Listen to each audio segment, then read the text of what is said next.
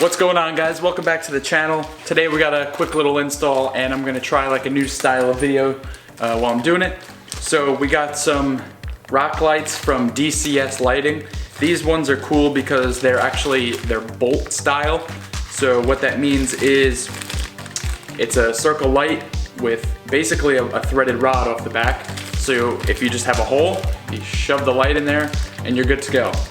I like that they come with 10 feet of wiring also. So you don't really have to do much on a Jeep like this. And they should go pretty smoothly. This is something I've been looking at doing for a long time. It's really not hard to do, but we're gonna do it. All right, so I'm gonna start with getting the two rears done because if anything, this one right here, it's the furthest away from my power source, so it's going to take the most effort to get this one hooked up. Removing the wheels isn't necessary, but will help make the install much easier.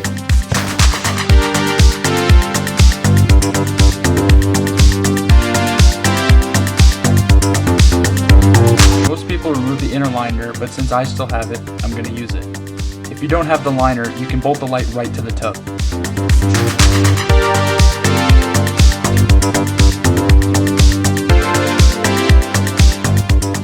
I found that the best way to get access was to pry the liner down with a screwdriver right in the middle.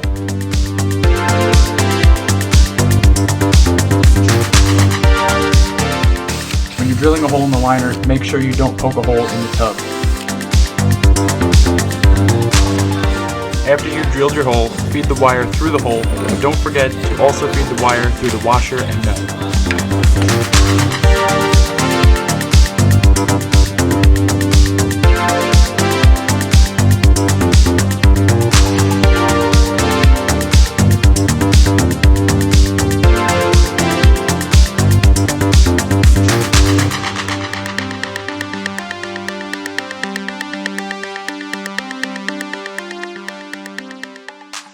I prefer to keep my wheel well liners in here because it keeps that annoying like sand spray noise down.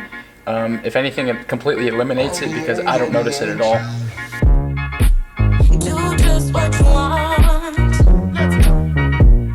You're the one to try. I chose to run the far corner wires across the axle and then up to the engine bay, following the factory harness and brake lines. When I need some loving, baby.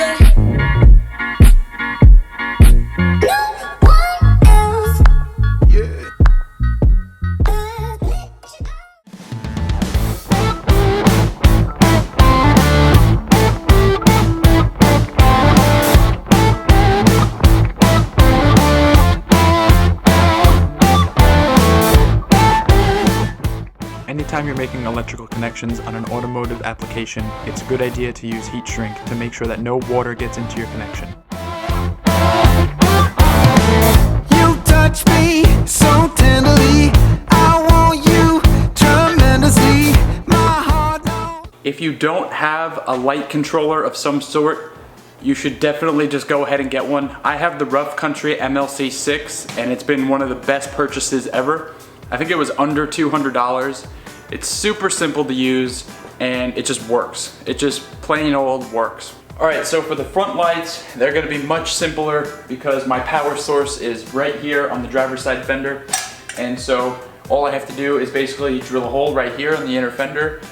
Even if you have stock fenders, I'm sure there's already a hole there, or just to drill a new hole is no big deal. And then your power source is gonna be right here anyway. So I'm gonna drill it towards the back so that it shines down on my suspension components. You can do whatever you want, but the front end is gonna be much simpler and a lot less work routing wires than the rear was.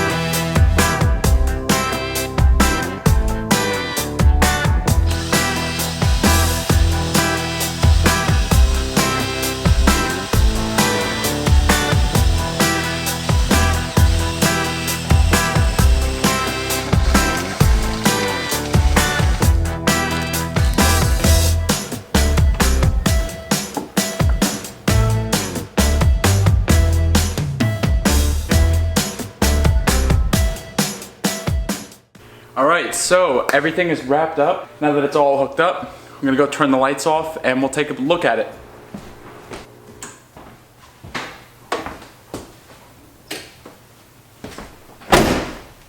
Oh, it looks really good.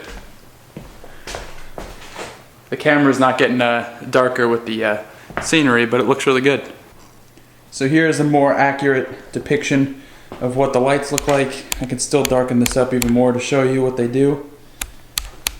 I think that's probably the most accurate right there.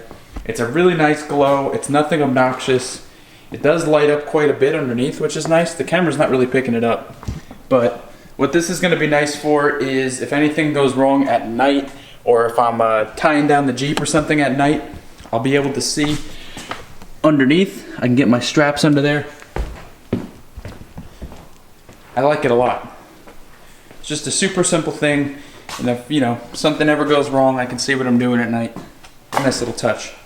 So that's gonna do it for this video. If you guys enjoyed this, let me know, give me a like, and hopefully there'll be more.